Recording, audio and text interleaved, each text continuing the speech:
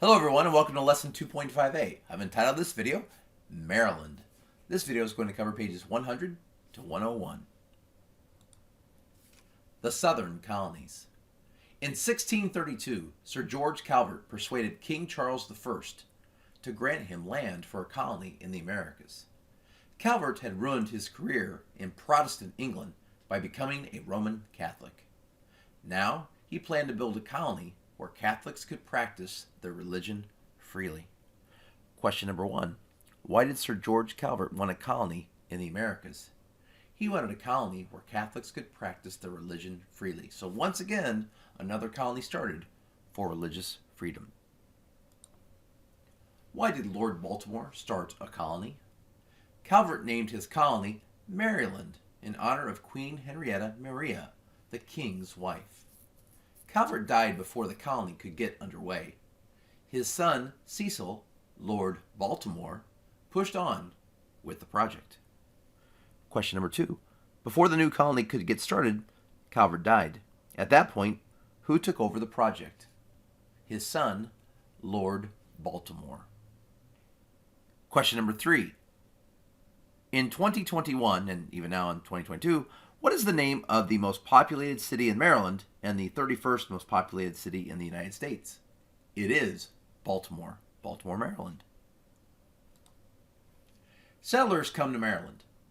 In the spring of 1634, about 200 colonists landed along the upper Chesapeake Bay, across the Potomac River from England's first southern colony, Virginia. Maryland was truly a land of plenty. Chesapeake Bay was full of fish, oysters, and crabs. Across the bay, Virginians were already growing tobacco for profit. Maryland's new settlers hoped to do the same. Remembering the early problems at Jamestown, the newcomers avoided the swampy lowlands.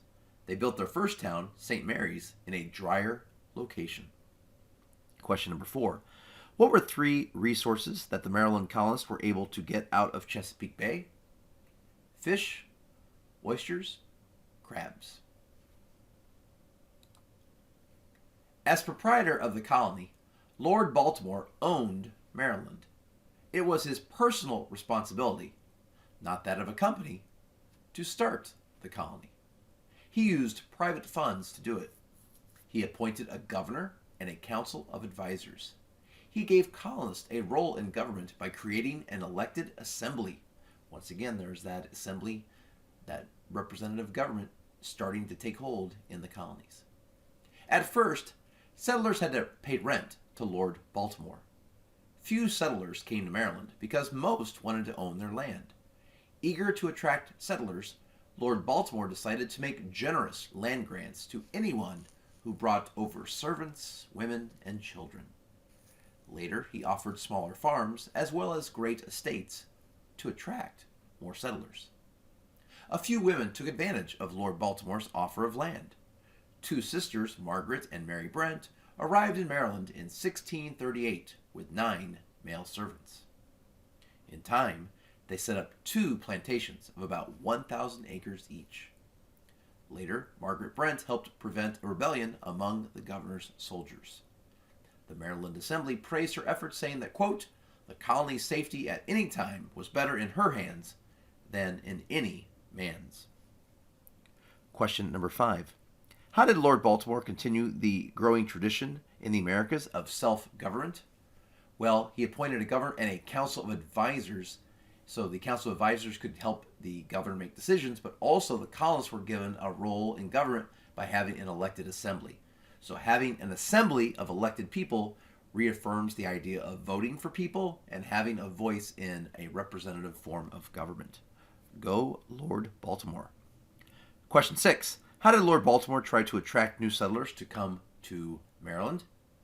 To do that, he made generous land grants to anyone who brought over people. So he gave large portions of land to people who were willing to come over and bring people with them. Acceptance of other religions. To make sure Maryland continued to grow, Lord Baltimore welcomed Protestants as well as Catholics to the colony. Later, Lord Baltimore came to fear that Protestants might try to deprive, take away, Catholics of their right to worship freely. In 1649, he asked the Assembly to pass an Act of Toleration. The law provided religious freedom for all Christians. As in many colonies, this freedom did not extend to Jews. Question number 7. How did Lord Baltimore treat religion in the colony of Maryland? Well, he wanted it to be a place where religions were tolerated, of course, if they were Christian. So if you were Protestant or Roman Catholic, your faith could be practiced freely in Maryland. Notice it didn't extend to Jews. Question number 8. What was the main idea of the Act of Toleration? That any type of Christians, both Protestants and Roman Catholics, could practice their religion, they could worship freely without fear of persecution. Notice once again, this didn't extend to Jews. So while our freedom of religion in America has been a strong foundation of our country, you can see that it's not always meant freedom of religion for everyone, and that's something we've worked for a very, very long time. Well, thank you for watching. Before we go, here's a little meme of Joke for Maryland. You know you're from Maryland when it's no big deal to get lost and end up in another state.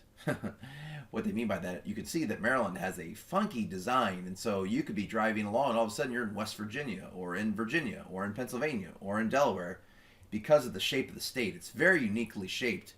And, if you think about this isn't that big of a, you could be in West Virginia, drive to Maryland, and then be in Pennsylvania. You could cross 3 states in just a matter of, some time, not much time. So very interesting design to the state of Maryland. Well, thank you so much for watching, and have a great day.